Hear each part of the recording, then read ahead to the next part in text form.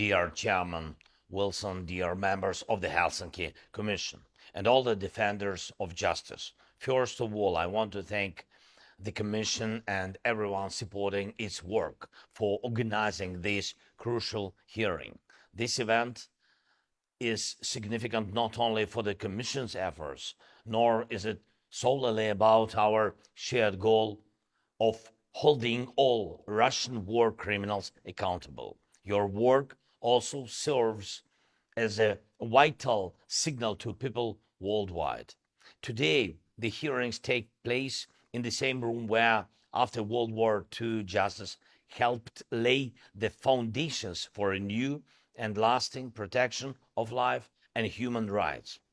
In courtroom 600, the site of the groundbreaking Nuremberg trials of Nazi officials, American Supreme Court Justice Robert H. Jackson delivered his famous opening statement.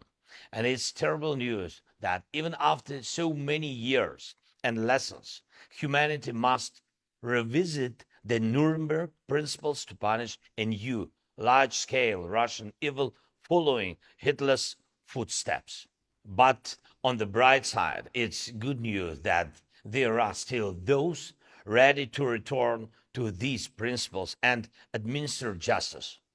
Our unity works for the good of our nations and all the people in the world.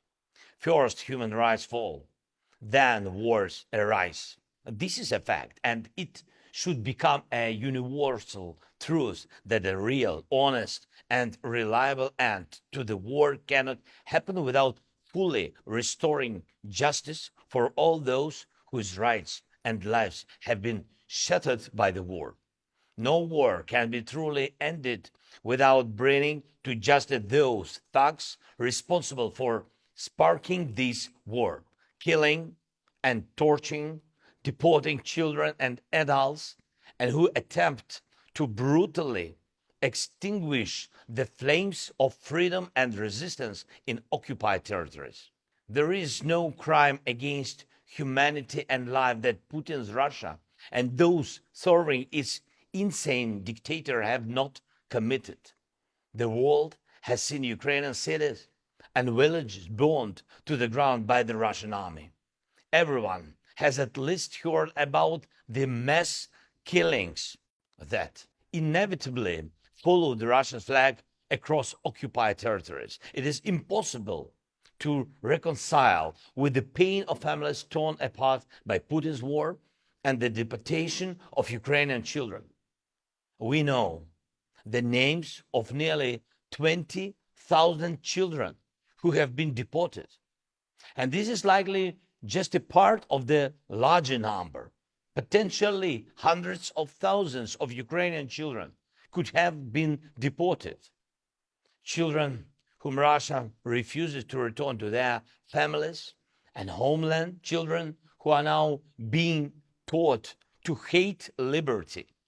And we must also not forget about millions of Ukrainians surviving under the Russian occupation, deprived of even the most basic human rights. Ladies and gentlemen, let there be no obstacles on the path to justice. Just as Nazism was condemned, Putin's state must face the same fate. He places himself alongside Hitler, justifying his actions in the Second World War.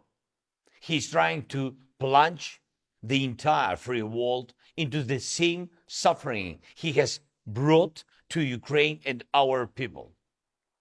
Various nations have united to help stop Russia's aggression. And I thank every nation, every leader, and all political figures worldwide who are helping to protect Ukraine. You are truly on the right side of history. At the same time, I urge everyone who can hasten the arrival of a real peace, a peace that will free all Ukrainians from Russian domination across our entire land.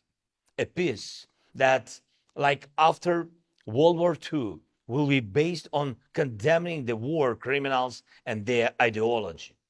A peace that will ensure a happy and safe life for generations to come. We can bring such a peace together in unity and with all the support needed. And of course, I want to thank each and everyone in the United States who cherish freedom just as Ukrainians do, and Mr. President Biden and the administration and everybody in the US Congress who helps, and to all our partners worldwide. Thank you for your determination. When determination arises and justice prevails, the aggressor falls and evil gets punished. Action makes a difference. Слава Україні!